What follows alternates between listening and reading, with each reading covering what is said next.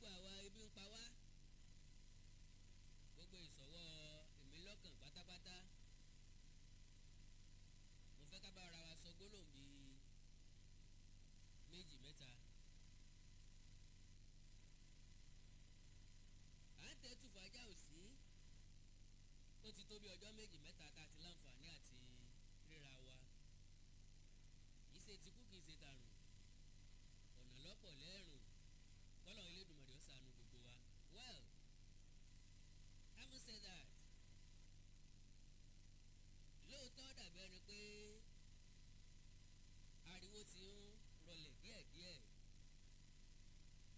ṣùgbọ́n àmọ́ bóyá wọ́n dákẹ́ fún ìdí kan tàbí wọ́n mọ̀ọ́mọ̀ dákẹ́ tàbí wọ́n rẹ́ni pàrọwà fún wọn pé kí wọ́n dákẹ́ tàbí òun wọn láti dákẹ́. Ohun tí èmi mọ̀ ni wípé ìran Yorùbá ò ní ìfarabalẹ̀ eléebele a ní sùúrù eléebele a ti máa ń kàrámọ̀ nǹkan jù a máa ń jẹ́ kí nǹkan múmú láyà wa jù a máa ń tèkì nǹkan pásínà jù a máa ń gba nǹkan lágbàsódè jù a máa ń wà tó emotional because the rate tá a fi ń pariwo ebi ń pa wá o ìyà ń jẹ wá o kíní kan ṣẹlẹ̀ sí ààrẹ tó dé yìí o nǹkan kan ṣẹlẹ̀ sí ìṣèjọba rẹ̀ ó dàbí ẹni wípé kéèyàn mọ̀ nǹkan tí ń ṣe tàbí kéèyàn mọ̀ nǹkan tó yẹ kó ṣe kó má ṣe ó wá mú díẹ̀ láàrin wá rò ó wípé kí ni nǹkan kan tó ṣẹlẹ̀ gan-an aláàgán kí ló dé bá wa gan-an pé kí ló ṣẹlẹ̀ sí wa gan-an wá ìtọ́jú àwa nìkan ni kí ló dé tó fi rí bẹ́ẹ̀. Now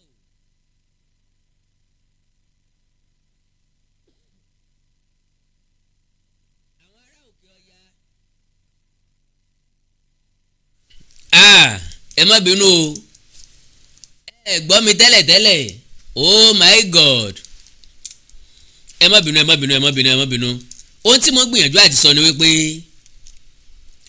kí ló máa ń ṣe àwa Yorùbá sorry o kí ló máa ń ṣe àwa Yorùbá gan ta fi máa ń hùwà bí ẹni ògbọ́n ìtìjú ńlá lélẹ́yìí o ẹ má jẹ́ aṣọ tẹ síra wa kí ni máa ń ṣe àwa Yorùbá gan ta fi máa ń hùwà bí ẹni ògbọ́n ìtìjú ńlá lélẹ́yìí o ẹ má jẹ́ aṣọ tẹ síra wa. Ó dàbí ẹni pé bí ọdún díẹ̀ sẹ́yìn ni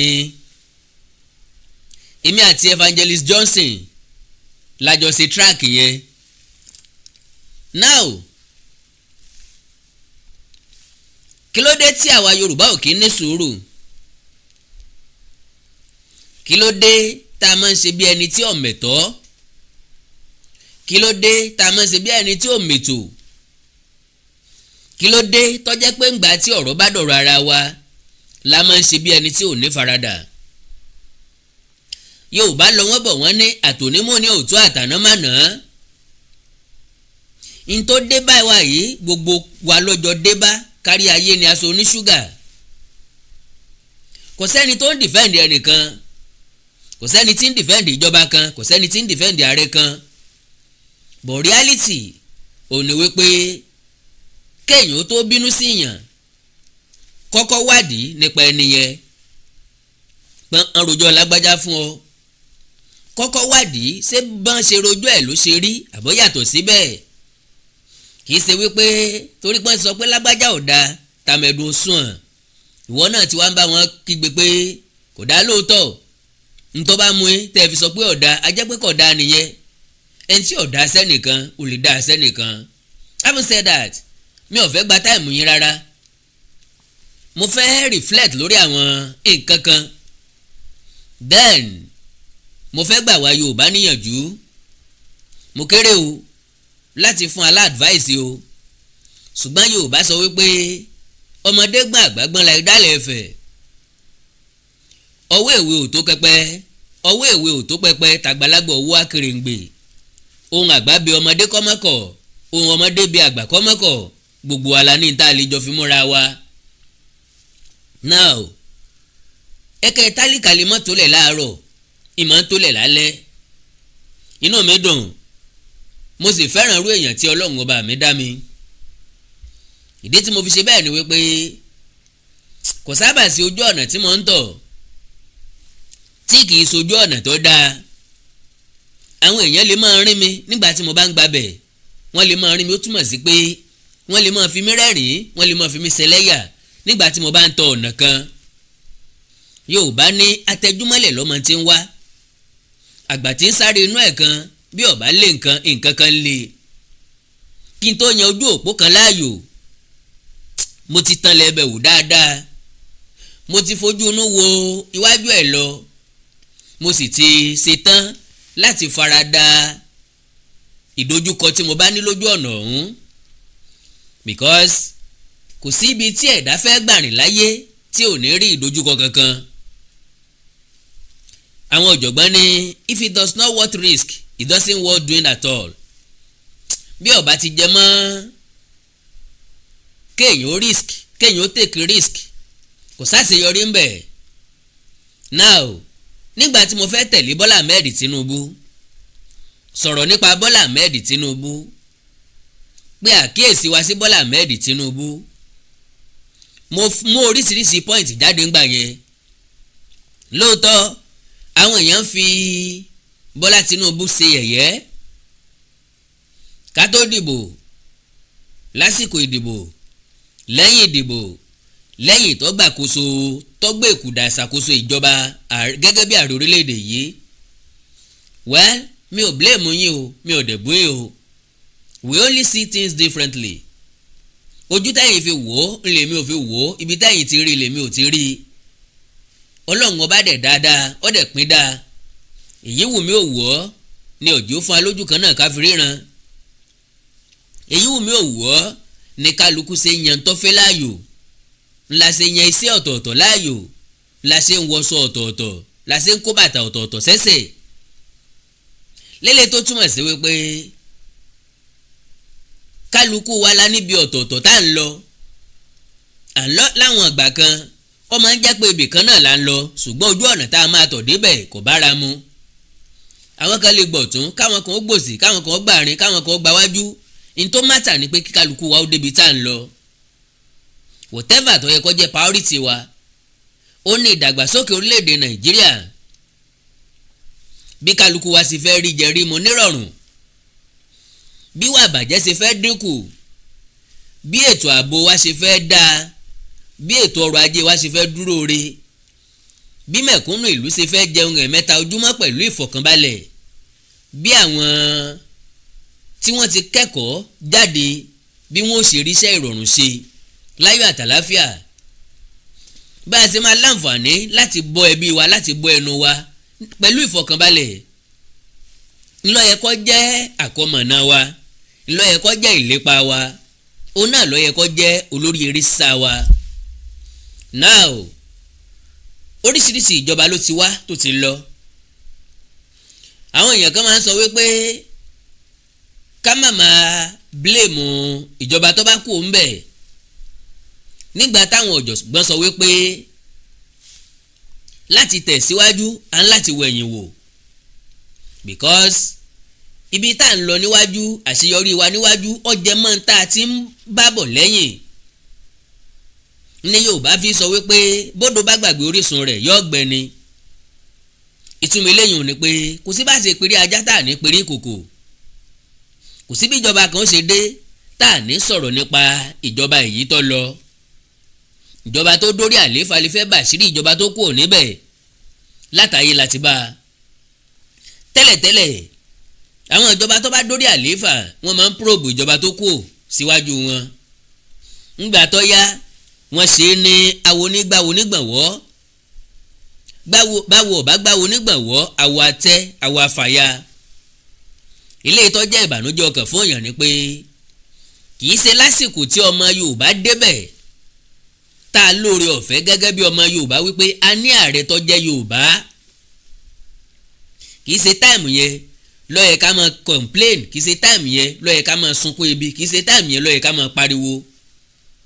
Bébí bá ń pa wá àsìkò yìí kọ́ ló ẹ̀sẹ̀ ń pa wá, ebi ti ń pa wá bọ̀ sẹ́yìn. This is not the first time.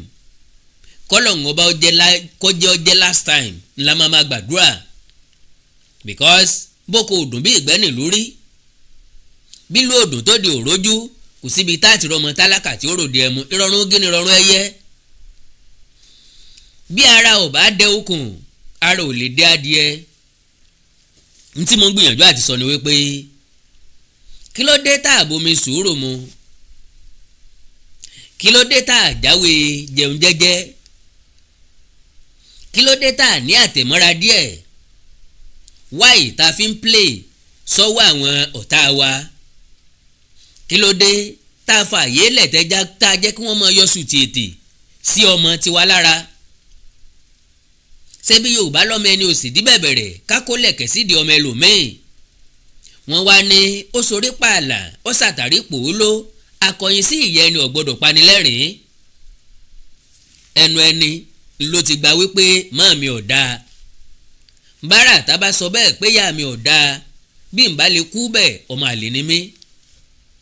Lélẹ̀ tó túmọ̀ sí wípé nígbà tá a fẹ́ dìbò ara rẹ̀ ọ̀yá ni igbádogóje kínní kan ní í ṣe ìkọ̀rántì nǹkan kan mọ́ ni igbádogóje. Bẹ́ẹ̀ bá rántí dáadáa gbólóhùn tẹ́mi àkàdá ń sọ ńgbà náà ni wípé gbólóhùn tẹ́mi àkàdá ń sọ ńgbà náà ni pé bí Bọ́lá Ahmed Tinubu bá di omi kódòdò á gbọ̀n sórí àga, because tẹnitẹni èkísà lọ́la tàn. Ẹni ó bá mọ̀ túmọ̀ nǹkan tí ń ṣẹlẹ̀ yìí nínú ọmọ Yorùbá nínú ìran Yorùbá yóò panu ẹ̀ mọ́. Ìdí ni pé kò sẹ́ni tí nǹkan rí òwú.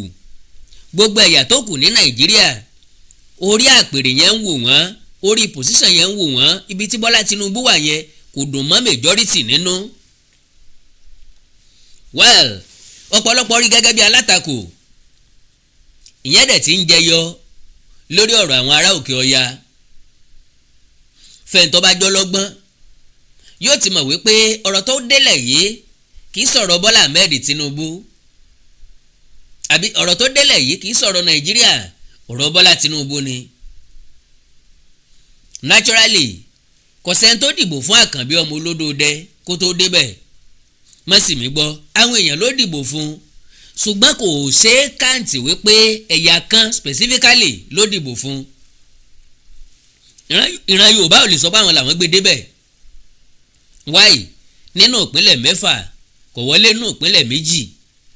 What an irony. Haúsá Fúlàní ò lè sọ pé àwọn làwọn gbé débẹ̀, because almost ìpínlẹ̀ 10 ni ò ti wọlé lókè ọya. Àwọn Yíbò ò lè sọ wípé àwọn làwọn gbé débẹ̀, kò wọlé ní ìpínlẹ̀ kankan nílẹ̀ Yíbò rárá. Niger Delta ò lè sọ pé àwọn làwọn gbé Bọ́lá Tinubu débẹ̀, kò wọlé ní Niger Delta, ìyẹn tún kọ́. So gbogbo game táwọn èèyàn mọ̀ táwọn ọ̀tá mọ̀ tí wọ́n lè play ni wọ́n play kí Bọ́lá Tinubu ọmọ débẹ̀. Gbogbo ọgbọ́n àti ìmọ̀ òṣèlú tí wọ́n mọ̀ ni wọ́n lò kọ́mọ̀ bá débẹ̀. Ṣùgbọ́n Ọlọ́run tí jẹ́ ìmẹ́ni jẹ́wọ́ wípé ń tẹ́ bá lẹ́ẹ̀fẹ́ tó bá wu èmi Ọlọ́run kò ságbára kankan tẹ́ ẹ fẹ́ ṣe sí i. Kó tó contest wọn ni wọn ò ní fún ní tíkẹ́ẹ̀tì.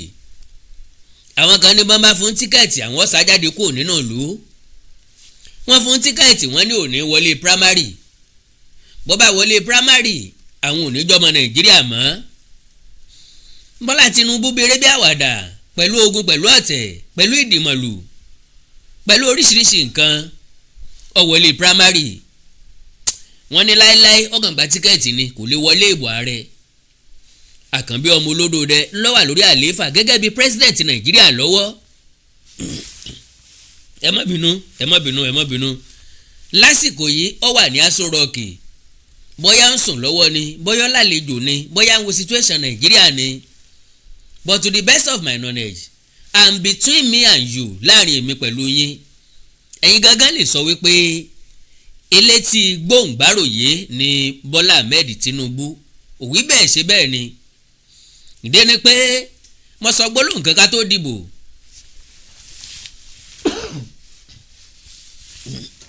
ẹ má bínú mo ti rojọ́ pọ̀ lónìí ni. Now sorry o, ẹ foríjì mi o. Now ohun tí mo ń gbìyànjú àti sọ ni pé kó tó di pé Bọ́lá Ahmed Tinubu débẹ̀ òun náà lóríṣiríṣi nǹkan ti ṣẹlẹ̀. Now ó wá ṣèlérí pé òun bọ̀ wá ṣe tiwa bá a bá ní ṣe lọ́hùn, bá a bá jẹ́ èèyàn tó mọ̀ọ́re, bá a bá níwá ìkà lọ́wọ́, bá a bá fi nǹkan ṣírò ara wa, because gbogbo nǹkan tí èmi bá fẹ́ ṣe láyé mi mo kọ́ máa ń fira mi sí pòsíṣàn yẹn ká lè mi ni, ká ní bàbá mi ni. Kò sẹ́ni tí bàbá ẹ̀ ọ́ jẹ́ gómìnà tàbí jàre tí ò ní gbégbé ayé ọ̀tọ̀, tí ò ní ríra ẹ̀ nírí ọ̀tọ̀, tí ò ní ríra ẹ̀ gẹ́gẹ́ bí special being, tínú ẹ̀ ò ní dùn. Now àdúà gẹ́gẹ́ báwọn pastors ti sọ á fi ran àwọn olórí wa lọ́wọ́ láàyè kan. Expectation wa ni pé káwọn olórí wa ó kí wọ́n ṣiṣẹ́, kí wọ́n perform. As far as I'm concerned, and between me and you, èmi àti ẹ lè testify sí wípé Bọ́lá Ahmed Tinubu ń ṣiṣẹ́ tirelessly. Now àwọn ará òkè ọya ti wá bẹ̀rẹ̀ ṣe wọn. Wọ́n ti bẹ̀rẹ̀ ọ̀rọ̀ àlùfànṣá, wọ́n ti bẹ̀rẹ̀ láti máa sún wa lẹ́ràn, sún wa síra wa. Kò déédé wáyé, kì í déédé wáyé, anytime tí nǹkan ò bá ti fẹ́fọ̀ wọn bí wọ́n ti máa ń ṣe nu. Láyé Olúṣẹ́gun Ọbásanjọ́ ni wọ́n bẹ̀rẹ̀ sùnmọ̀mí gbígbé, ní Boko Haram bẹ̀rẹ̀, ní gbogbo ẹ̀ bẹ̀rẹ̀. Ìgbà tí Yar'Adua dé wọ́n lọ negotiate pẹ̀lú wọn, kálukú ròkun gbàgbé wọ́n lọ sinmi. Yar'Adua jáláìsí, wọ́n ti ń pariwo páwọn lọ́kàn padà, bọ̀ torí pé òfin ò fẹ́fọ̀ wọn, Goodluck Jonathan tó jẹ́ gbàkejì ló fẹ́fọ̀, wọ́n fagídí búra fún gẹ́gẹ́ bí ààrẹ. Látìgbà náà sùnmọ̀mí tó ti bẹ̀rẹ̀ sí again. Now nígbà tí Jonathan ń lọ, Buhari dé, mẹsáyà yín. Buhari lò dídí ọdún 8, Buhari ò rí nǹkan kan ṣe. Buhari ò wà approachable, Buhari kì í gbọ́ràn, Buhari kì í dáyàn lóhùn, kò sí ń tọ́kan Buhari. Bọ́lá Ahmed Tinubu wá dé, oríṣiríṣi pọ́lísì ló gbé jáde lóòótọ́ tí nǹkan wá lára tí múnú bí wa. Mistake tá a wá ṣe ni pé a ò ṣe àgbéyẹ̀wò ẹ̀ jákèjádò àgbáyé nígbà ẹja wò lómi ká fi compare Nàìjíríà. Sísítà mi kan gbé kinní kan jáde wípé ìwọ ọmọ Nàìjíríà tó bá fẹ́ jápa má lọ Amẹ́ríkà o, má jápa lọ London o, má lọ Canada o, European country tó bá fẹ́ lọ wò dáadáa o, because most countries wọ́n wà ní recession lọ́wọ́lọ́wọ́ tá a wà yìí. Gbogbo nǹkan ti gbówó lérí ní every countries throughout the world. mo rí rẹ̀ náà mọ́kìrì ní Kenya lénìí, ó ń compare àwọn prices commodities ní Kenya sí Nàìjíríà times 3 iye tí wọ́n ń ra nǹkan bẹ̀, times 3 iye tá à ń ra nǹkan bí ni wọ́n ra nǹkan lọ́dọ̀ wọn. Nbi tẹ́nìkan ti san $200 fún iná tó bá lò láàrin oṣù kan. $200 yẹn bí èlò ló jẹ́ almost 300 or 400,000 naira ló máa fẹ́ jẹ́. Now ibẹ̀ yẹn kọ́ ni mo lọ, ibi tí mo lọ ni pé mo wá ní ẹ má lọ Amẹ́ríkà torí pé àkọ́kọ́ ni pé kò sílé, ẹlẹ́ẹ̀kejì ni pé kò síṣẹ́ tó fẹ́ ṣe ń bẹ̀ ní London, l'Amẹ́ríkà àti ní Canada, according to that my sister. Wọ́n ní lẹ́tà èèyàn lè rí níbẹ̀, oṣù kọ̀ọ̀kan ló máa sanwó, yàrá kan $1,000. yàrá méjì $1,800 $1,900 per month. $1,000 yẹn bó bá sì sówó Nàìjíríà ó rí i pé yóò ti máa lọ sí bíi 1.8 million naira per month kò sí per year. As far as I'm concerned, kéèyàn tó lè sanwó lé 1.8 million naira fóṣù kan kò tiẹ̀ sí ní Nàìjíríà. Kó tó lè san fọ́dún, it will either be in Abuja or ní Lekki Ajah Asics. Kò ní jẹ́ nígboro Èkó tàbí nígboro Ìbàdàn lẹ́nì kó ti san 1.8 million naira fowó lé ọdún kan ká tó wá sọ póṣù kan. And again, ó jẹ́ kó yé wa wípé iṣẹ́ ò sí láwọn kọ́ńtírì yẹn báyìí o. Àwọn citizen wọn nìkan ni wọ́n máa kọ́kọ́ bá wáṣẹ́. Bọ́ bá lélẹ̀ tó san lẹ̀ ni wọ́n tó bá rà tá wa. Lọ́wọ́ ní bọ́ bá fẹ́ jáde kúrò ní Nàìjíríà wá orílẹ̀-èdè Áfíríkà kan lọ. Bó bá jẹ́ pé ooru Nàìjíríà mú ọ, o fẹ́ rìn jáde díẹ̀, o fẹ́ gbatẹ́gùn lọ. Now, having said that, gbogbo nǹkan lọ́bùn òní àwọn ará òkè ọya wọ́n ní advantage kan over us. Advantage tí wọ́n ní ni pé ẹnu wọn máa ń sùn papọ̀. They always speak with one voice. Wọ́n ń gbọ́ràn síra wọn lẹ́nu. Wọ́n ń gbọ́ràn sí àwọn ọba wọn lẹ́nu. Wọ́n ń gbọ́ràn sí àwọn religious leader wọn lẹ́nu. Now, wọ́n ṣe series of meeting upon meeting upon meeting. Why? Torí pé gọ́ọ̀mẹ̀ntì tí ń bẹ lóde yìí kò fẹ́fọ̀ wọn. Lọ́nà wo? Ìdí ni pé gbogbo oore ọ̀fẹ́ tí wọ́n ń jẹ tẹ́lẹ̀tẹ́lẹ̀ àkànbí ọmọ olódò dẹ́ ti rè yẹ́ wọn, ó ti kán wọn lápá. Yẹn wà nínú ìbínú wọn. Because expectation wọn tẹ́lẹ̀tẹ́lẹ̀ ni pé bó bá ti dé yóò fáwọn níyọ̀tọ̀ mi. Wọ́n mọ̀ wípé ọ̀rọ̀ Yorùbá ni Bọ́lá Tinubu gùn lé. Pé wá gbàkàrà wá gbẹ̀kọ lọmọdé fi mojú ẹni. Ńgbà owó èkú wá bá tẹ ńgbà owó wá bá tẹ èkú dà tán ńlá tó jẹ́wọ́ bá ṣe jẹ́ fún ẹnikẹ́ni tí bá ń tàn wá jẹ. Now, ó ti wá rí bẹ́ẹ̀. Ara wa ń kan wọ́n lọ́tún wọ́n ń kan wọ́n lósì. Because bí ó bá rí bẹ́ẹ̀ ni wáyé tí gómìnà ìpínlẹ̀ Niger tó máa jáde sórí national TV láti wá sọ wípé oúnjẹ kankan ò gbọdọ̀ jáde ní ìpínlẹ̀ àwọn wá sísàlẹ̀ ń bí. Ilé ike yìí táwọn bá rí tó wá ra oúnjẹ ń bẹ̀ àwọn gbà kalẹ̀ àwọn ọ̀hà fáwọn èèyàn ń bẹ̀. That is number one. Àwọn task force wọ́n dá àwọn 50 trailers wọ́n dá a padà ní Zamfara. Àwọn yẹn ń kó oúnjẹ lọ sí Niger Republic. Now, alóúnjẹ wọn lọ́dọ̀ wa, alébi ń pa wá àgbé, aláàrùn oúnjẹ jẹ. Àwọn èèyàn tá a jọ wà lórílẹ̀‐èdè kan náà, tá a jọ ń complain bákan náà, tá a jọ sọ pé bí ń pa wá, wọ́n wá gbé oúnjẹ 50 trailers. Kì í ṣe gbogbo nǹkan gbé lọ nìyẹn o. 50 trailers lórí ní moment yẹn tán dá wọn dúró, tán dá wọn padà. Wọ́n fẹ́ lọ tà á sí another country. Ṣé Bọ́lá Tinubu ní ń gbèrè sí? Ṣé Tinubu ní ń gbèsù? Ṣé Tinubu ní ń gbé ata? Ṣé dọ́là náà ló wọ́n débẹ̀? Lélẹ̀ tó túmọ̀ sí pé àwọn èèyàn kan bẹ tí wọn ò fẹ́ràn ìjọba tí ń bẹ lóde. Wọn ò wá fẹ́ kí ìjọba tó ń bẹ lóde ó ṣe àṣeyọrí tàbí ṣe àṣeyege. Wọ́n ń fẹ́ àbùkù ìjọba tí ń bẹ lóde.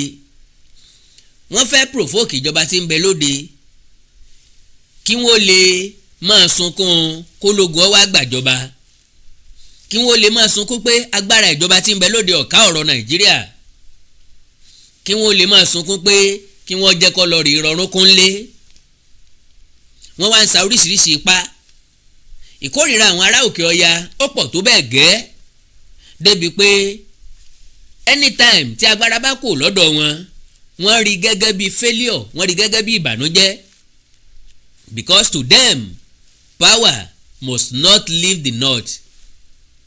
ní tí wọ́n máa ń gbìyànjú ni pé kí wọ́n sa gbogbo agbára wọn láti rí i dájú pé agbára ò kúrò lókè ọya anytime tó bá ti wá kúrò lókè ọya wọ́n fẹ́ tọ̀mẹ́ǹtì any region tó bá wà ń bẹ̀. ìyẹn ni mo fi ń sọ wípé gẹ́gẹ́ bí ìran Yorùbá ó yẹ ká rójú ìjà nílàsà ó yẹ ká láròjinlẹ̀ ó yẹ ká ronú wa dáadáa ká mọrú géèmù tí àwọn ará òkè ọya ń play pẹ̀lú wa kò wá yẹ káwa náà dance to their tune kò yẹ kọjú orin tí wọ́n bá ń kọ láàmú ọjọ́ sí náà wọn ò gbóúnjẹ wá fún wa wọn ò táǹjẹ fún wa àìlásọ ọlọ́run pàká ni ó yẹ kó tó àpérò fọmọ eriwo mo ti ń sọ láìmọye ìgbà pé wáì táwa tá a nílé ọlọ́ràá à ń dúró de àwọn tó ní aṣálẹ̀ àwọn tó nílé aṣálẹ̀ tí wọn ò nílé ọlọ́ràá wọ́n ń gbìn wọ́n ń pèsè oúnjẹ tá à ń jẹ yípo ọdún ìyẹn tó bànújẹ́ fọmọ Yorùbá ó tó àròjinlẹ̀ fọmọ Yorùbá ó tó àmìkàn fọmọ Yorùbá wípé kí ni problem wa gangan kí ló ń ṣe àwa gangan. bàbá sọ̀rọ̀ nípasẹ̀ àgbẹ̀ àwọn èèyàn kan sọ pé àwọn Fúlàní kan ló lé àwọn kúrò nínú oko that means bógun bá dé ẹ lè defend ara yín nìyẹn ẹ lè jagun nìyẹn. majority yín dẹ̀ wà nínú àwọn tí ń pe ogun bógun bá dé ni bàbá fẹ́ gba Yorùbá nation ọ̀yà àgbà ọ̀yà sọ́dìjà ni ọ̀yà ajagun ni ọ̀yà ṣèkínní kan ni àwọn tí ń daran lásán ló lé ń kúrò nínú oko yìí tẹ́ ń complain. ilẹ̀ wọn kọ́ ni wọ́n wà o orí ilẹ̀ wa la wà o wọ́n ń bú yẹ wọ́n ń bú babẹ́ ọlọ́jọ́ kú rẹ̀ ò tí ì pé sọ́jọ́ pé ò tí ì wá pé báyìí wọ́n lé nínú oko ẹ̀dẹ̀ ń sọ́ tìdùnnú ìgbà tán jẹ́ káwọn èèyàn wọ́ dáko àwọn wo ni ọ̀jẹ́ kẹ́ ẹ dáko sáǹjẹ̀nú ni wọ́n ni ńbẹ́ èèyàn bíi tiyín ni wọ́n kò sí bá ṣe fẹ́ pọ̀ tó lórí ilẹ̀ wa ń bí tágbára wò lè ká wọn stop complaining a kàn jẹnu ara wa yàn ń complain lójoojúmọ́ complain tí ò dá nǹkan kan wọ́n fẹ́ jẹ́ ká dáko ni kó lè jọ́dọ̀ wọn láti mọ ránjẹ ẹ̀yin náà ẹ má dáko ẹ má wò wọ́n ràn wọ́n ń pàgbẹ̀ sínú oko wọ́n fipá báwọn obìnrin wa lò pọ̀ ẹ má tẹ́ẹ̀dì ilẹ̀ fún wọn ẹ jẹ́ káwọn obìnrin yẹn ọmọ tẹ́ẹ̀dì ilẹ̀ fún wọn kan tó bá ń ṣeé ṣe gan kan mọ báwọn lò pọ̀ lójú yín kẹ mọ́ mọ̀ gbọ́nsẹ̀ ìgbésẹ̀ tó yẹ kẹ́ gbé gbogbo nǹkan ní ká fi mọ́ dúró de ìjọba tó bá jẹ́ pé òun ló máa bá ń fèsì ẹnìkan bá ń kọjú ìjà sẹ́nìkan wọ́n wá dẹran nu oko yín ni ṣé bá ní Yorùbá lágbára kí ló yẹ tẹ́ jẹ́ kí màálù wọn wà wọ́ kú bóyá wọn ò ní kú òǹbí tẹ́ wà bóyá wọn ò ní kú òǹbí tẹ́ ti ní kó kúrò kí ló dé tẹ́ ẹ̀dágbára wò fún wọn ẹni a lè mú lálẹ́ dì í mọ́ ẹkún ebi ìlàlá làwọn alákọ̀ọ́rí kan ń sun ta ni ń bọ́ yín tẹ́lẹ̀ kò sẹ́ni tí ń bẹ́ nìkan tẹ́lẹ̀ kálukú náà ní ń gbìyànjú òòsà òkè tó ti dẹnu ní bùnbùn ó ti mọ̀ pé nǹkan kọ́ wọ ọbẹ̀ káyé complain nǹkan tí ò ní dé sísoko lórí social media nǹkan ni yóò jẹ́ kí ibi ó kúrò nílẹ̀ wa the only solution tó máa jẹ́ kí ibi ó kúrò nílẹ̀ wa ni pé ká dáko bójò bá ti bẹ̀rẹ̀ tá bá fẹ́ kúrò nínú hardship yìí bójò bá ti bẹ̀rẹ̀ kí kálukú ọgbọ̀n oko lọ owó tá a fi import oúnjẹ ó ti pọ̀ jù and again ẹ ti ẹ̀ jẹ́ kí kọ́kọ́ reflect lórí ọ̀rọ̀ tí màá nìyí sọ ẹ jẹ́ àjọ gbọ́nà o kẹ́yìn náà ó lè mọ̀ wípé àwọn èèyàn yìí mean ní business and they don't like us at all.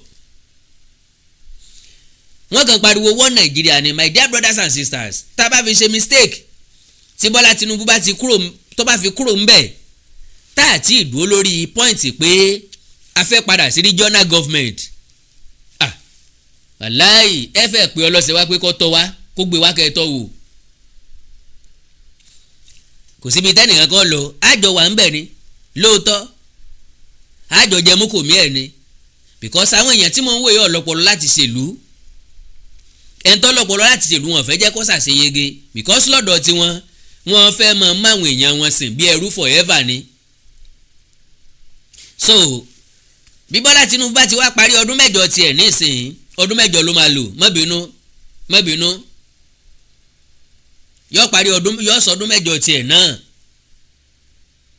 and I can bet it with you wípé Nàìjíríà ò ní remain the same ńgbà tí Bọ́lá Tinubu bá fi máa parí ọdún mẹ́jọ kọ́lẹ̀ kọ́kọ́ orúkọ mi sí o lè mọ́ láìkì mi o lè mọ́ láìkì Bọ́lá Tinubu ṣùgbọ́n kọ́lẹ̀ kọ́kọ́ orúkọ mi sí nínú àwọn tó ti ṣèjọba sẹ́yìn Bọ́lá Tinubu will be the best president so far. ntọ́mátà ni pé ká kọ́kọ́ fi lọ́kàn balẹ̀ kájọ́ òṣìṣẹ́ kájọ́ òṣìṣẹ́ níwọ̀nba bó bá ṣe lè ṣe bọ́lọ̀ ń bá ṣe fún lágbára láti ṣe. ó ń gbọ́ nǹkan tá à ń sọ, ó ń take mayor fáwọn nǹkan tó bá yẹ kó ṣe, kì í ṣe pọ́ dákẹ́ kì í dẹ̀ solúndù. tí nǹkan bá ti fẹ́ wọ́ yóò sáré pè pàdé pàjáwìrì ní tán pè lólórí nìyẹn. ó máa summon àwọn tó yẹ kó summon. bó bá rẹ̀ tí ò perform dáadáa ó ń yọ wọ́n kúrò níbẹ̀. performance olórí òjò bá yẹn lọ. kì í sọ ní yọmọ wá gbé ẹ̀gẹ́ fún wa tàbí òní ọmọ wa rò wọ́n là fún wa ńlé tàbí òní wa gbèsù fún wa. now àwọn Yíbò wọ́n mọ géèmù tí wọ́n ń play tiwọn. oríṣiríṣi àwọn ọmọ Ìgbò ni wọ́n ń pariwo tí wọ́n ń pè fún àwọn tó wà nílé pé kí wọ́n protest lórí ọ̀wọ́n gógó oúnjẹ, ọ̀wọ́n gógó epo bẹtiró. ṣùgbọ́n àwọn Yíbò náà trust them, they always speak in one voice. àwọn náà gbọ́ràn síra wọn lẹ́nu. irúlá ọmọ Oòduà nìkan ní fọ́n ká yẹlẹyẹlẹ ní pín yẹlẹyẹlẹ because a ní gbéraga, a ní gàrú. ìmímọ tó bá ìmímọ dà báyìí kò já rí mú mi kò já rọ́nà lọ. mi ni màá gbọ́ràn sí yẹn lẹ́nu. ó hàn fẹ́ tiwa. so àwọn ọmọ Yíbò ti bára wọn sọ̀rọ̀ pé kẹ́nì kankan má join any protest against any government. ìdènà tó fèrè pé kò sí protest tó wáyé mọ́. àwọn ọmọ Yíbò ti yọwọ́ yọsẹ̀ kúrò níbẹ̀ pé àwọn ò ṣe ìwọ́de kankan.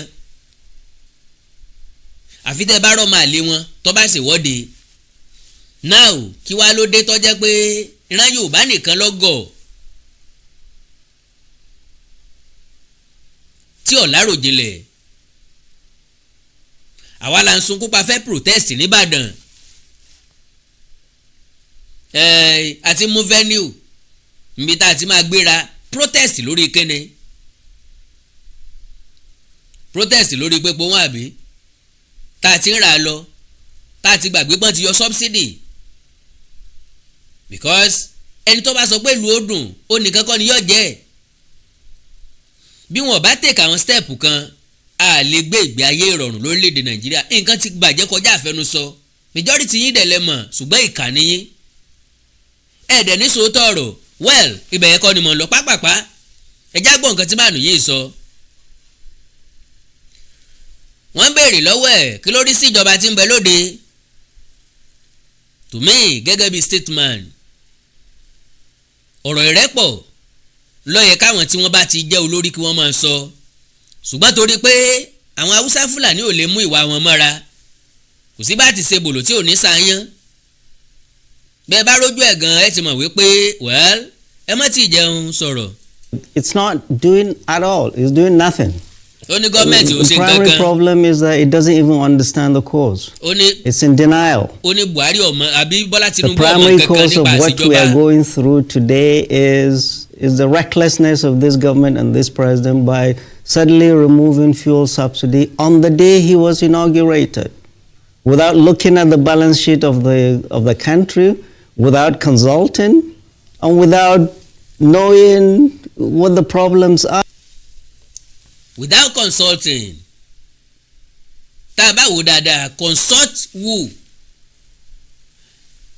now ẹ ti ń rí àpẹẹrẹ àwọn kàbá ló máa jókòó síbì kan mọ̀ wá pàṣẹ fáàrẹ. Bọ́lá Tinubu ọ̀fààyè gbarú ẹ̀ ó ń bí wọn nú. kò consult àwọn emir kò consult àwọn sultan kò consult àwọn àgbàlagbà kan ní nọ́ọ̀tì.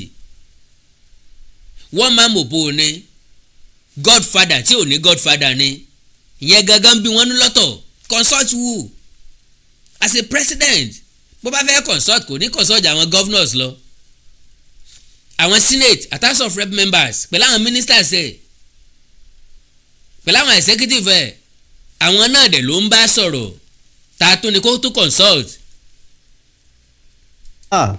Flippantly on May 29th just removed fuel subsidy without having any fallback plans. You don't do that, and that's why we're going through all of this. Price of food is going up. Inflation as at yesterday was 29.9. The dollar when they came to the naira was 680. Today is 1,500. Everything is going up. And they are surprised because they don't have a plan. And I said it from the outset that now I think you can hear him clearly. Only they don't have a plan. Ìgbà téèyàn bá sọ pé gọ́ọ̀mẹ̀ntì tó wà lóde yìí ò ní plan, gọ́ọ̀mẹ̀ntì wo ló wá ní plan?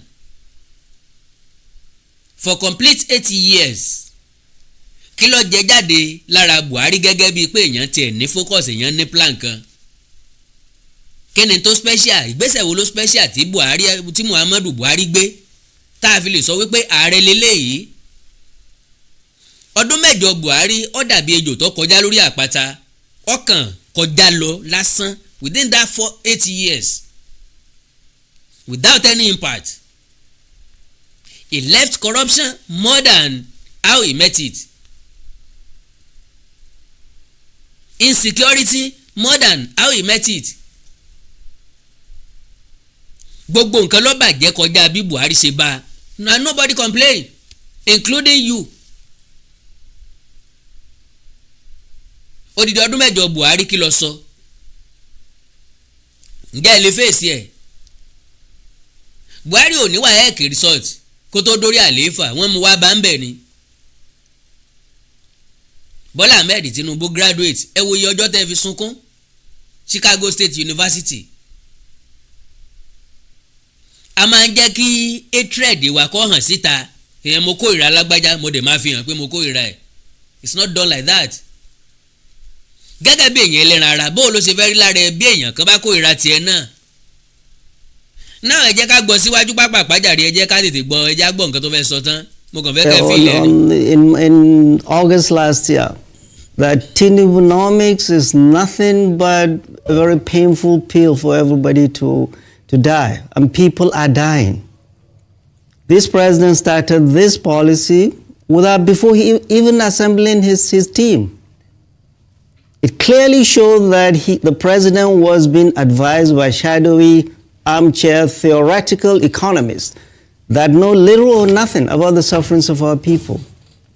And we all know all this policy is just a prescription they got from the World Bank. In Washington, D.C., they got a prescription. And that prescription is killing our people. We've been raising our voices, telling the president and the governors. The president looks like he's just drowning. And the economic team, all they are doing is like flailing their arms as if they are drowning. I saw the 3 economic team the other day on TV at the National Assembly, and I was a lot more depressed than when it started. The Minister of Finance, the Central Bank Governor, and the FIRS boss. The honest truth is that they do not know how to get out of this mess. This self-inflicted pain they've put this nation through. They don't know how to get us out of it. And we are warning them. And we do not see what Martin Luther King referred to as the fierce urgency of now from this government to get us out of this mess. We are in serious trouble. Everything must stop. There is hunger in the land. Democracy means nothing to a hungry, homeless man or woman. What they are doing is akin to a doctor coming into a room, patient's room, and just looking at the numbers. Oh, the blood pressure is this, the pulse is this, instead of looking at the patient. They have no connection with our people. Our people are suffering. Millions of people, predominantly women and children, go to bed hungry in this country of plenty. Nigeria has no reason to. This country of plenty. Can you imagine that? So, he can say that this country of plenty, and they are still suffering in the north. They are still hungry in the north. You don't say that. Kémi náà lo language tó lò, you don't say that. ọ̀gàn fún yín sòyìnbó ni ẹ̀yin tẹ́ ẹ bá yé àwọn èèyàn yín jẹ́ lókè ọ̀yà ẹ̀yin tẹ́ ẹ sọ wọ́n dàlẹ́ mọ́ jèrè tọ́jẹ́ pé bí wọn ò bá dé sàlẹ̀ ń bí wọn ò tí ì jẹun ọ̀wá ní gọ́ọ̀mẹ̀ntì ń bẹ lóde òní ètò tó dáa fáráàlú wọ́n kàn ń ṣe nǹkan tí wọ́n ń ṣe ni wọn ò ro taráàlú bí wọ́n bá fẹ́ ro taráàlú ńkọ́.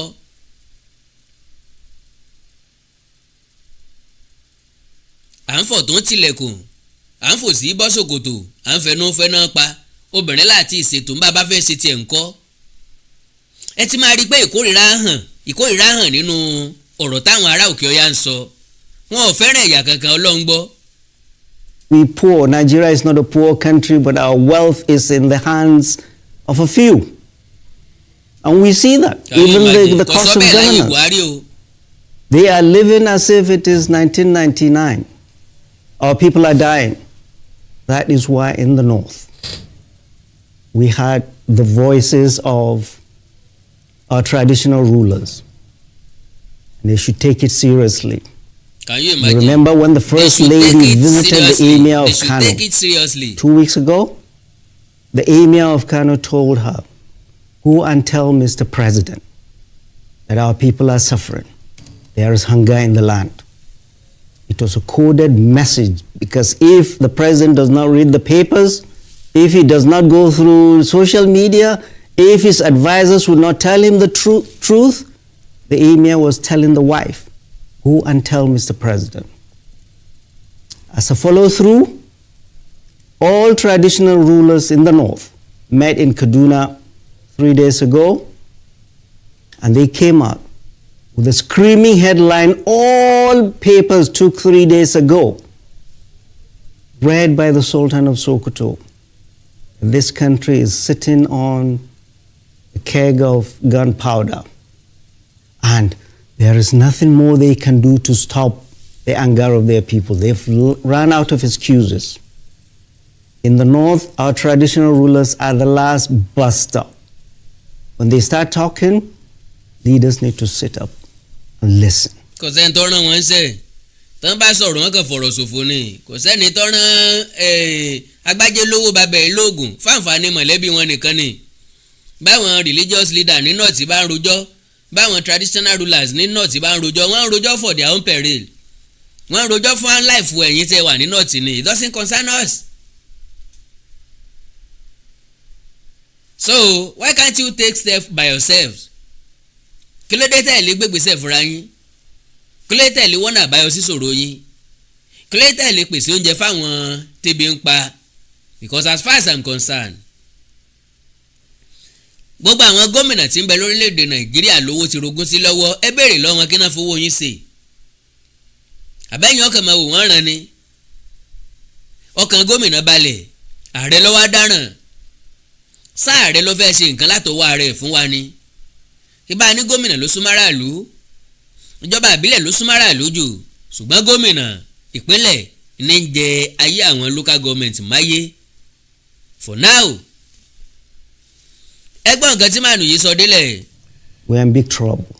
Our traditional rulers and our clerics 2 days ago, yesterday, the sermons in all the mosques in the north, people are suffering. There is hunger in the land. People are dying in the midst of plenty. Leaders sit up. Well, mò ń bọ̀ ẹ fún mi ṣẹ́jú kan kí n tó wá padà sọ nǹkan tí wọ́n sọ. NDT Clearing Freight and Logistics iṣẹ́ wọn dára wọ́n ká sọ́sọ́ wọn kárí ayé. NDT Clearing Freight and Logistics bá a ṣe kárí ayé bẹ́ẹ̀ ni òye iṣẹ́ yé wa cargo services wá dúró tán láti Nàìjíríà a ó bá yín gbé nǹkan ránṣẹ́ sí àwọn èèyàn yín ní Europe, UK, US, Canada, Asia lọ bẹ́ẹ̀ gàárì epo pupa ẹ̀gúsí ẹja gbígbẹ ìgbín irú àpọ̀n aṣọ ìlẹ̀kẹ̀ àwọn ìwé tó ṣe pàtàkì àti bẹ́ẹ̀ bẹ́ẹ̀ lọ kò tán síbẹ̀ MDT Clearing Services lékètéńté àṣẹ tó ń tẹjọba tá a gbà ó ń mú àwọn èèyàn yàn wá láàyò láti port ọwọ́ kan ni MDT á clear kọ̀ńténà yín jáde fún yín bó ṣe kọ̀ńténà tó kún fún káà lóríṣiríṣi tàbí ohun mìíràn àwọn òṣìṣẹ́ wa kọ̀ lálá professionalism wa kò lẹ́gbẹ́ MDT MDT doorstep delivery service náà ò gbẹ́yìn níbikíbi lágbàáyé àwa gbé ọjà yín fún yín lẹ́nu ọ̀nà yín. MDT tún bá ní ìrajà product sourcing ìyẹn ni pé à ràn yín lọ́wọ́ láti ra ohun tí ẹ fẹ́ à sì fi ránṣẹ́ sí yín ní kámọ́ kóbó. ní MDT clearing freight and logistics akájú ẹ̀ àtò àlétò iṣẹ́ wa yàn ó yanjú lówó péréte. ẹ máa bọ̀ lólú iléeṣẹ́ MDT ní nọ́mbà 22 Latif Salami Street Ajao Estate Ikeja Lagos. a sì tún ní ẹ̀ka káàkiri orílẹ̀-èdè Nàìjíríà. ẹ bá wa sọ̀rọ̀ 08182311480 àti 0912-907-4004. bákan náà iléeṣẹ́ MDT lókè òkun wà ní Toronto, Canada. Please call +1647-289-5364. Website www.mdtfreights.com. MDT Clearing, Freight and Logistics. Assure delivery. Top Farm Foods àwọn oúnjẹ tiwantiwa aṣara lóore. Top Farm Foods ó ṣara lóore. Yam flour, ìyẹ̀fun iṣu gidi, unripe plantain flour, èlùbọ́ ọ̀gẹ̀dẹ̀ àgbagbà, beans flour, èrè gbẹrẹfun, rice flour, ìrẹsì oníyẹ̀fun tá a fi ń ro túwó, yellow pap, ògì pupa onígbẹrẹfun, gàrí ìjẹ̀bú tó kan dáadáa, tó fi dórí smoked catfish, ẹja àrọ̀ gbígbẹ. Lábẹ́ ìmọ́tótó ni Top Farm ń ṣe gbogbo ẹ̀. Ó sì ṣe déédéé ibikíbi lágbàáyé. Wọ́n níwọ̀n jí wọn 1 kg, 2 kg, 5 kg. Top Farm Foods yóò gbé yìí wọ́n gbayì tó ń tí òun tẹ NAFDAC lára wọn. bẹ́ẹ̀ sì ni 100% natural la ṣe gbogbo ẹ̀ jáde láti iléeṣẹ́ Top Farm Foods sókàlẹ̀ sí Industrial Development Center IDC Ibeshi Road Ikorodu Lagos Nigeria. àwọn alágbàtà jákèjádò orílẹ̀-èdè Nàìjíríà tó fi dórí àwọn African stores ilé ìtajà oúnjẹ ilẹ̀ wa lókè òkun. ẹ pè 0706-216-6771 tàbí 0802-721-0222. website www.tff.com.ng. Top Farm Foods. Think food. Think us. mo kí gbogbo etí tó ń gbọ́ wa nílé mo sì kí gbogbo ojú tó ń wò wá nílé pé ojú tẹ fi ń wò wá ò ní fọ́ etí tẹ sì fi ń gbọ́ wa ò ní di. orúkọ tèmi ni Godwin tí gbogbo ẹ̀yin èèyàn mọ̀ sí ìyá Ìjẹ̀bú. gẹ́gẹ́ bí ẹ ṣe mọ̀ ní ìṣe wa wípé ìlera yín òun ló jẹ wá lógún. a tún ti dé bí a ṣe ń dé o. gbogbo ẹ̀yin tí ẹ ní ìṣòro tó jẹ́ pé ọkùnrin tó dàbí obìnrin nínú ilé, ọkùnrin tí ò lè ṣojúṣe pẹ̀lú ìyàwó ẹ̀, ẹ kàn sí iléeṣẹ́ Godwin. ẹ̀yin tó jẹ́ pé pépà lẹ máa ń kà lálálẹ́, ẹ má ka pépà mọ́, ẹ kàn sí wa. a ní pákéjì oríṣiríṣi fún yín, a ní 3-in-1, a ní 2-in-1 fẹ́yìn ọkùnrin tó lè jẹ́ kẹ́ tó máa jẹ́ kẹ́ ṣe bó ṣe yẹ kẹ́ ṣe. bákan náà ni ìṣòro tí a ń pè ní arthritis yìí ó ń ṣọkùnrin ó ń ṣobìnrin, orúnkún ríro, ìbàdí ríro, ọrùn ẹsẹ̀ ríro, ẹlòmíì ó lè jẹ́ osteoarthritis lónìí, ẹlòmíì rheumatoid arthritis, ẹlòmíì ìdẹ̀rẹ̀ kò ní lè bẹ̀rẹ̀ mú nǹkan lẹ̀, ẹlòmíì ò lè bẹ̀rẹ̀ kírun, ó ṣeé ṣe kó jẹ́ sciatica ni, ó ṣeé ṣe kó jẹ́ lumbar spondylosis ni, ẹlòmíì ìdẹ̀rẹ̀ arthritis ni. tó bá ti di pé ìbàdí ń ro ẹ̀ ò lè bẹ̀rẹ̀, ẹlòmíì orúnkún ríro, ẹlòmíì ẹsẹ̀ á máa gbóná, ẹlòmíì àpapọ̀ rẹ̀ á máa gbóná, ẹlòmíì ẹsẹ̀ á máa gbọ̀n, ẹlòmíì ara á máa tá, orí á máa tá, apákan ara máa tá. ẹ kàn sí iléeṣẹ́ Godwin ìyá Ìjẹ̀bú. ẹlòmíì ò lè fojú ọwọ́ ẹ̀ báyìí, gbogbo ọwọ́ á máa ró. gbogbo ẹ̀yin tẹ́ tí ń lò náà ẹ máa jẹ́rìí sí. ẹ kàn sí iléeṣẹ́ Godwin ìyá Ìjẹ̀bú. bákan náà ni àwọn èèyàn tó ń tọ̀ ìtọ̀ àtọ̀jù yìí ó ṣeé ṣe kó jẹ́ pé prostate enlargement ni. fún ẹ̀yin ọkùnrin tẹ́ ti lé lọ́mọ 40 ọdún tẹ́ bá ní prostate enlargement ẹ lè máa tọ̀ léraléra. ẹlòmíì ò lè rí tọ̀tọ̀ rárá, ẹlòmíì ìdẹ̀rẹ̀ tó bá fẹ́ tọ̀ á máa ní ìrora, ẹlòmíì ìdẹ̀rẹ̀ kó tó débi tó máa tọ̀ sí tọ̀ ìtì máa jábọ́. ṣùgbọ́n obìnrin ní á máa tọ̀ léraléra, kó tó débi tó máa tọ̀ sí tọ̀ ìyá ti máa jábọ́. ó ṣe é ṣe kó jẹ́ weakness of bladder làwọn ní, àbí kó jẹ́ infection, àbí kó jẹ́ diabetes insipidus tí a mọ̀ sí àtọ̀gbẹ. ìyẹn náà lè fà á ká máa tọ̀ púpọ̀ jù. ẹ kàn sí iléeṣẹ́ Godwin ìyá Ìjẹ̀bú. èyíkéyìí tó lè fà á kẹ́ ẹ máa tọ̀ púpọ̀ jù ara iṣẹ́ wa ni, lára iṣẹ́ tèmi jogún látọ̀dọ̀ bàbá mi. àtọ̀jú yín gbogbo ẹ̀ ó sì padà sí àyè ẹ̀ bó ṣe tó àti bó ṣe yẹ. bákan náà ni àwọn tó ní hepatitis, ooru inú ẹ̀dọ̀ ni.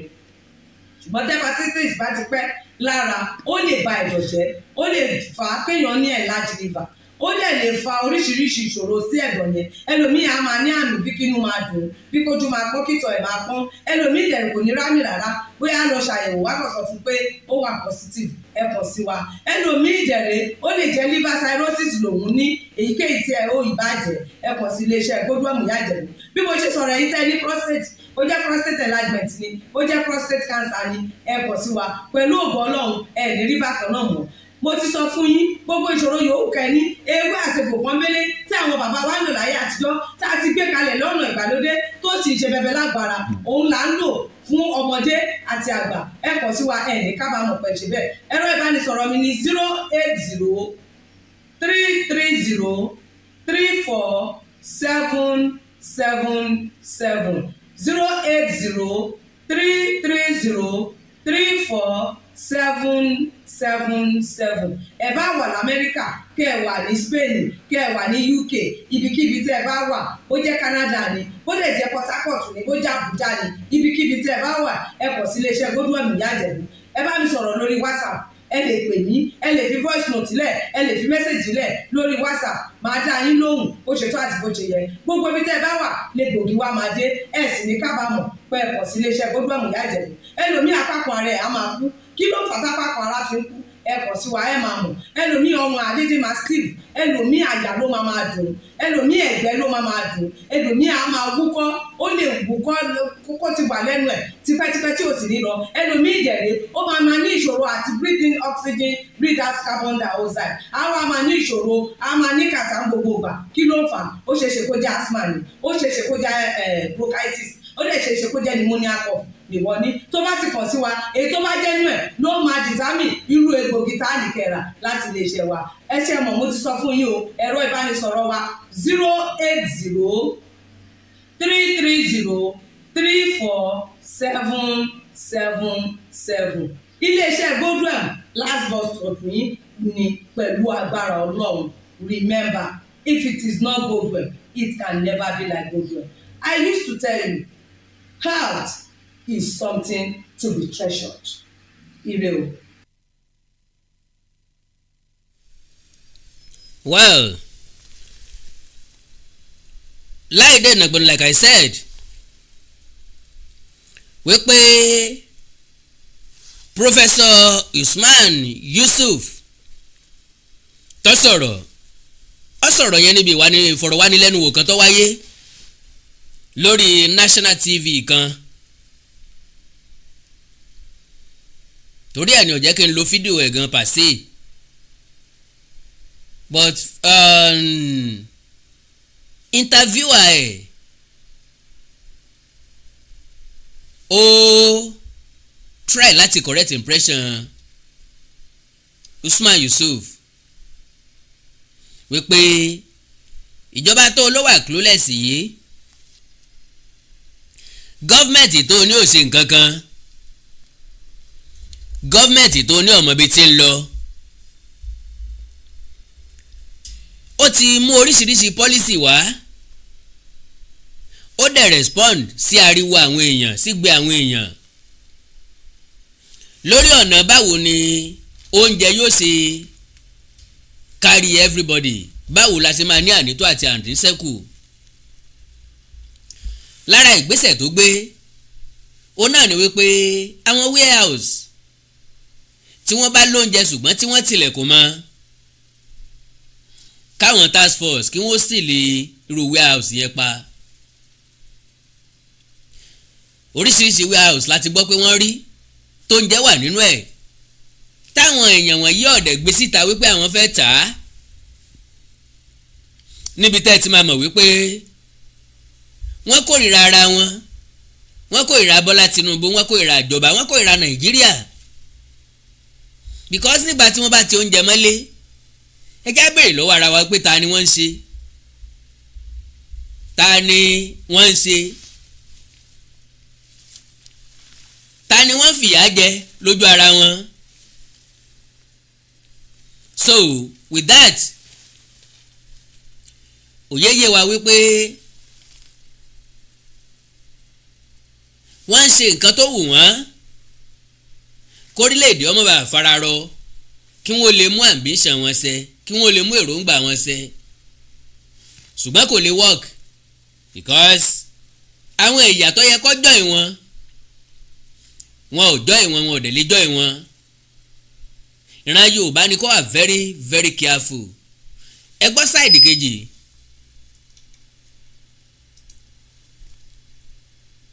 All right. All is not well. All right, Prof.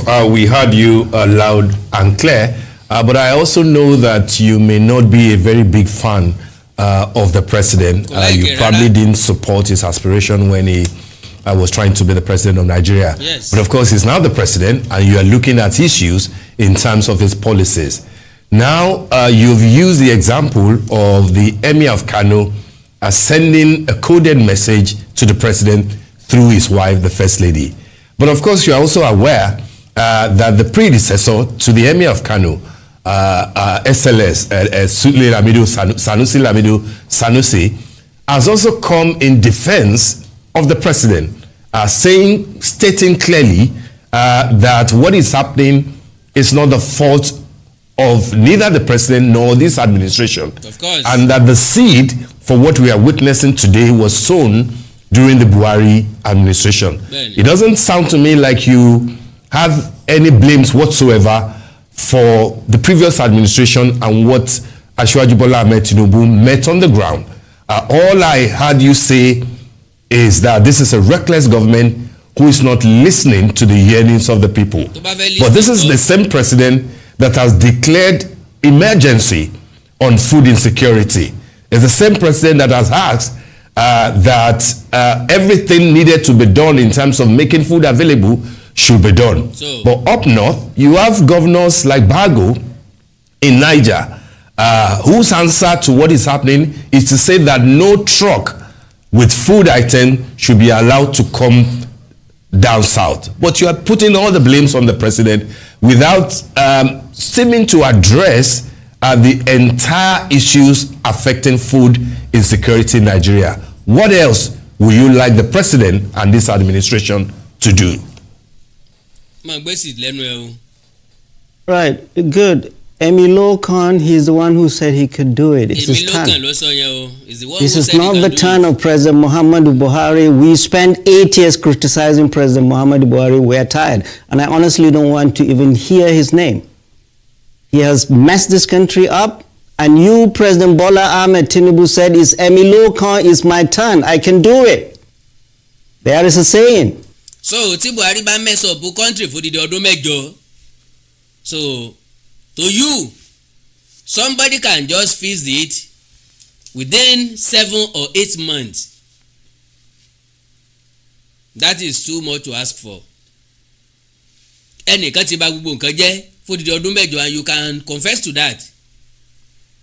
But now you want somebody who just came up like 7 to 8 months ago to come and clear those mess, to come and make things happen. It's not done like that.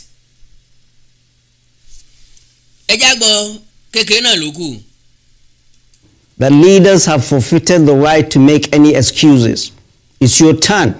It's not President Muhammadu Buhari that took away fuel subsidy flippantly. Since you know it is his time, then leave him and let him perform. Let him do the job. Let him do his job.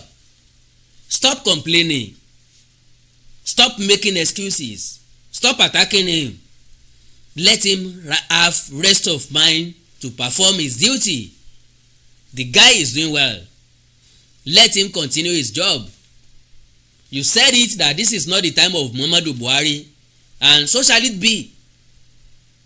But you agreed that Buhari messed this country up for the period of 8 years. So leave our man. This is his time.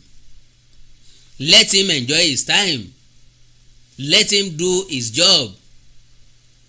How best he know how to do it. The best way he know how to do it. So ẹ jẹ́ kí gbogbo complain yìí kó lọ sókun gbàgbé kó lọ sinmi.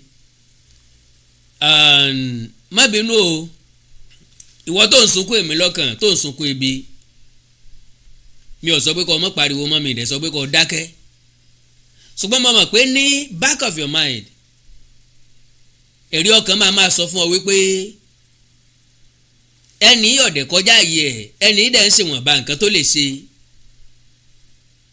And again, béèrè lọ́wọ́ ààrẹ, kí ni Bọ́lá Ahmed Tinubu ṣe fún ọ rí? Ńbo lẹ ti jọ kanra, kí lẹjọ dù, kí lẹjọ fàpọ̀ rí? kílẹ̀ tó ọ̀ràn dìran rẹ tó wà lọ́wọ́ Bọ́lá Tinubu, why the hatred? Why can't you leave this man to do his job? Tí problem bá wà, solution bẹ́lẹ́gbẹ́. Nàìjíríà nìkan kọ́ ló kọ́kọ́ máa fèsì interface lọ́wọ́, orílẹ̀-èdè àgbáyé lóríṣiríṣi ló ti fèsì ẹ̀. Wọ́n ò complain, wọn ò bó lórí wọn jà, wọ́n fọwọ́sowọ́pọ̀ náà fi jáde kúrò nínú mẹ́ẹ̀sì yẹn. Once upon a time, there was fall of American Empire. America ò complain, wọn ò bú olórí tiwọn, wọn ò ṣépè, wọn ò dẹ̀ sọ̀rọ̀ àlùfànṣá. They all come together, wọ́n invite àwọn stakeholders. Orílẹ̀-èdè yìí ti dẹgẹrẹmìtì, ó fẹ́ wó, ọ̀nà wo la fi gbé dìde padà? Wọ́n gùn lé production, the same thing as China, the same thing as Japan, the same thing as India, the same thing as Singapore, àti bẹ́ẹ̀ bẹ́ẹ̀ lọ. Kò sórílẹ̀-èdè tí ń complain tí máa ń ṣàṣeyọrí, orílẹ̀-èdè tí máa ń gòkè àgbà lórílẹ̀-èdè tó múṣẹ́ ṣe. Lónìí China là ń wò gẹ́gẹ́ bí economic hub of the world, báwọn ni wọ́n wọ̀ on top. Wọ́n ní issue lẹ́nu ọjọ́ mẹ́ta yìí, India ti fẹ́ take over wọn. Kí ni India wá ṣe tó fẹ́ take over wọn? Production, exportation. Kò sí nǹkan torílẹ̀-èdè kan fi lè lámì tó lè lápá, torílẹ̀-èdè kan fi lè gòkè àgbà jákèjádò àgbáńlá ayé tí kì í bá ṣe production àti exportation. Ẹ gbọ́dọ̀ máa produce nǹkan lórílẹ̀-èdè yín, intern produce gbọ́dọ̀ jẹ́ ìtẹ́wọ́gbà fáwọn orílẹ̀-èdè míì, kì í ṣe nǹkan tẹ́ fẹ́ consume nílẹ̀ yín nìkan lè máa produce. Gbogbo àlàyé wọ̀nyí ni mo bọ́ sí láwẹ́láwẹ́ sínú tí ń bọ̀ tí mo fẹ́ drop. So, my dear brothers and sisters, let's stop these blame games. And again, ká má fún àwọn ará òkè ọ̀yà lẹ́nu dán, ká má jẹ́ kí wọ́n ráàyè sọ̀rọ̀ sí wa, ká má jẹ́ kí wọ́n ráàyè sọ̀rọ̀ àlùfànṣá sí ẹni tọ́jọ́ ọmọ wa. Ó sorí pààlà, ó sàtàrí pòóló, akọ̀yìn sí ìyẹn èèyàn gbọ́dọ̀ pààyàn lẹ́rìn o. Bọ́lá Tinubu ọ̀sẹ̀ ọ́, Bọ́lá Tinubu ọ̀sẹ̀ mi, kò sí májíìkì kankan tẹ́nì kankan fẹ́ perform láti tọ́ Nàìjíríà around. Orílẹ̀-èdè yìí tóbi, ìjà dúpẹ́ lọ́wọ́ Bọ́lá Tinubu.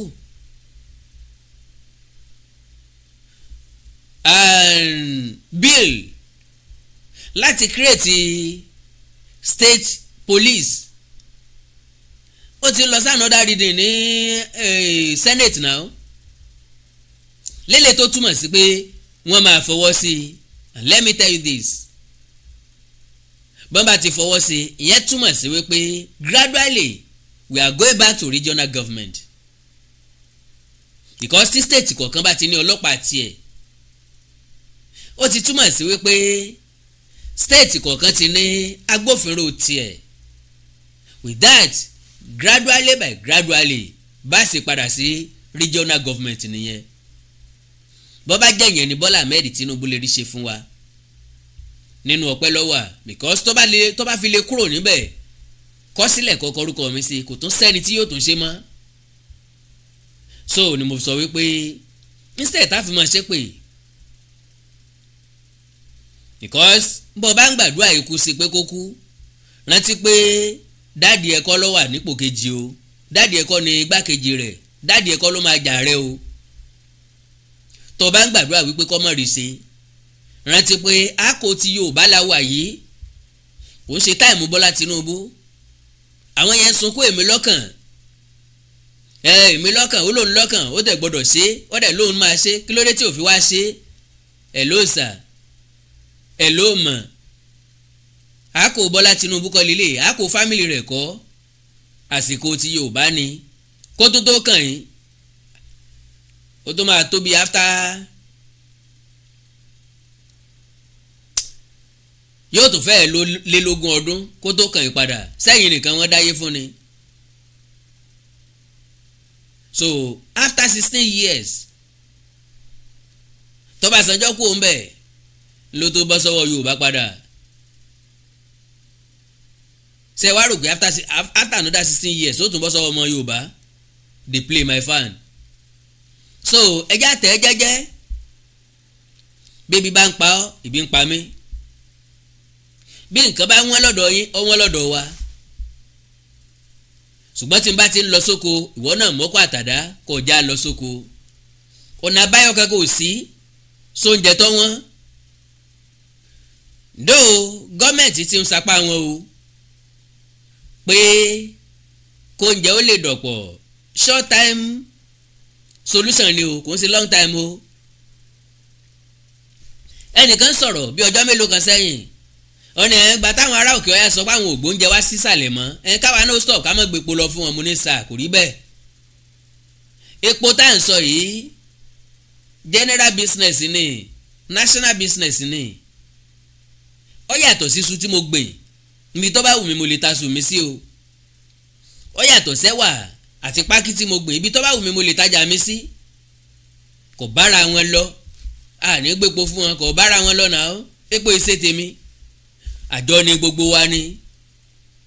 So ọlọ́run ràn wá lọ́wọ́ o especially àwa Yorùbá ọlọ́run ọkọ̀ wa máa ń ṣe ọlọ́run ó dúró tì wọ́n ọlọ́run wà pẹ̀lú wa ọlọ́run ní fi ebi bá wa wí kò ní fìyàn bá wa jà lágbára ọlọ́run á ní ànító àti àníṣẹ́kù ṣùgbọ́n láyé ìgbà tá a ní ànító àti àníṣẹ́kù ọgbọ́n wo la dá sí àṣàgbẹ̀ àṣọ̀gbìn àdáko nígbà náà la ní ànító àníṣẹ́kù àti àníṣẹ́kù.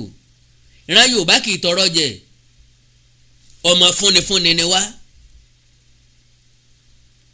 kàn wá tọrọ ká fún wọn lóúnjẹ ká fún wọn láṣọ bá a ti ṣe nìyẹn wá ìtọ́mọ Yorùbá tí ìran Yorùbá wá dẹ́n ti ń tọrọ because we are just too lazy all of a sudden gbogbo à ń fẹ́ nǹkan kíákíá àfẹ́ kọ́ ọwọ́ dá pàdé àfẹ́ ṣe wàhálà àfẹ́ faragbọ́n ni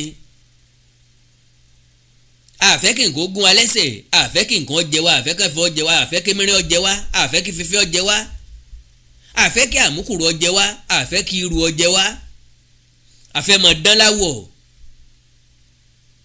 àfẹ́ mọ̀ wọ ìtìrì ká jẹun ká jáde àti gbàgbé wípé bilankọ lẹ́tà sí ìyẹ̀wọ̀n bá èèyàn péréte lókùlóko and again mo ti sọ fún ilé kan no excuses for either success or failure. If you fail, you wanted to fail. If you succeed, you wanted to succeed.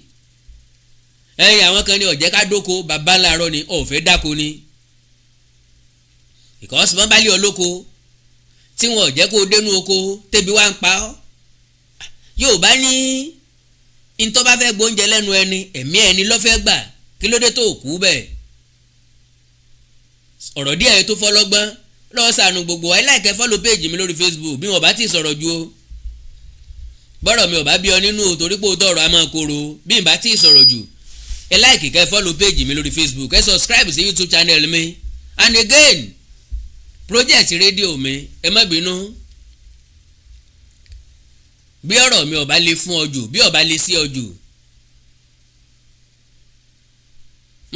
bó tọrọ bá korò létí ẹ project rédíò mi bí tí mo ti ní mo nílò ìrànlọ́wọ́ èèyàn 500 àwọn èèyàn máa wò ó pé ṣé 500 náà ló wá lè tó bẹ́ẹ̀ èèyàn 500 ló wá lè tó bẹ́ẹ̀ ó yà mí náà lẹ́nu o kò dé yà mí lẹ́nu ìdí tí ò fi yà mí lẹ́nu ni pé bùkátà tí kálukú ń gbé ọ̀sọ̀tọ̀ọ̀tọ̀ kò dẹ̀ sí ẹni tí ò ní bùkátà tó ń gbé lásìkò yìí and again tí time tó wá rí bó ṣe rí kò jẹ́ kí n blame anybody mi ò rí gẹ́gẹ́ bíi pé èèyàn fẹ́ràn mi ò rí gẹ́gẹ́ bíi pé àwọn èèyàn kórìíra mi mo rí gẹ́gẹ́ bíi ẹni pé àsìkò lọ́fà and again majority ló ní bùkátà tí wọ́n ń gbé tí wọ́n ń bọ́ kennedy tí mo fi ń tẹnumọ́ tí mo fi ń sọ láti gbàdégbà ni pé a kì í ṣe mọ̀ àyíbá mọ̀ yóò bọ́ sáàkó ẹnìkan tí yóò ní lọ́wọ́ láti ràn mí lọ́wọ́ tẹ́ bá wá ràn àlá mi lọ́wọ́ èmi nìkan kọ́ lè ràn lọ́wọ́ ẹgbẹ̀lẹ́gbẹ̀ èèyàn lè ràn lọ́wọ́ tí wọ́n lẹ́bùn inú ọpọlọ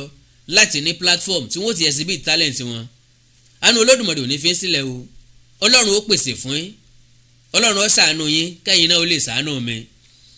tó bá wà nínú àwọn tó fẹ́ fi mí sin lọ́hùn, tó fẹ́ fi mí yin lọ́hùn, fẹ́ fi mí dúpẹ́ lọ́wọ́ ọlọ́run pé ọlọ́run ṣe ọ́ lóore, já sọ̀rọ̀ lórí WhatsApp kí n fún ọ ní account number tó máa fi sí ìyẹn 500 tó máa fún mi ní 100,000 naira. owó ọ̀tí ẹ̀ ó jù bẹ́ẹ̀ lọ, ṣùgbọ́n with that 500 people at least màá gbé láti ibì kan. God bless you all. àánú Olódùmarè ò ní fi ń sílẹ̀ o.